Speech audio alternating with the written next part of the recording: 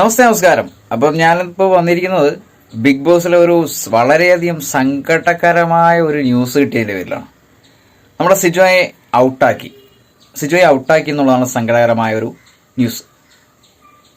വളരെ ദയനീയമായൊരു ന്യൂസാണ്. കാരണം എന്ന് വെച്ചാൽ അദ്ദേഹം ഫിസിക്കലി മെൻ്റലി വളരെയധികം കഷ്ടതകൾ അനുഭവിച്ചതാണ്. നമ്മൾ നേരിട്ട് കണ്ടതായിരുന്നു.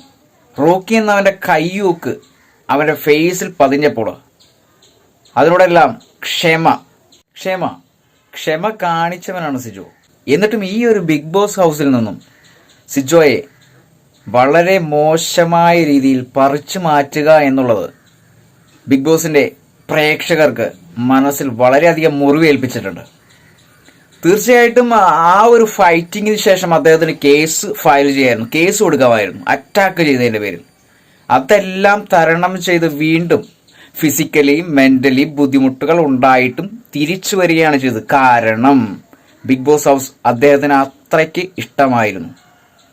എന്നിട്ട് പോലും അദ്ദേഹത്തെ തിരിച്ചറിയാൻ പറ്റാതെ ഇങ്ങനെ ഒരു ഔട്ട്, അതായത് പുറത്തേക്കാക്കിയൊരു സംഭവം വളരെയധികം വിഷമമുണ്ട്, സങ്കടത്തോടെയാണ് പറയുന്നത്. ബിഗ് ബോസ് ഹൗസിലെ നല്ലൊരു കണ്ടസ്റ്റൻ്റായ സിജോയെ പണത്തിനും റീച്ചിനും വേണ്ടി പണയം വെച്ചതുപോലെ ഒരു ഫീലിംഗ് ആണ് പ്രേക്ഷകർക്ക് തോന്നുന്നത്.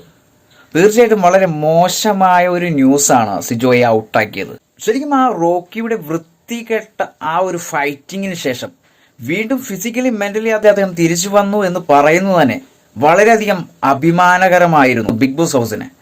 പക്ഷേ ഇപ്പോൾ വളരെയധികം സങ്കടകരമായ ന്യൂസാണ് ഔട്ട് വന്നിരിക്കുന്നത്. എന്തിനാണ് ഈ സിജോയെ ഔട്ടാക്കിയത്?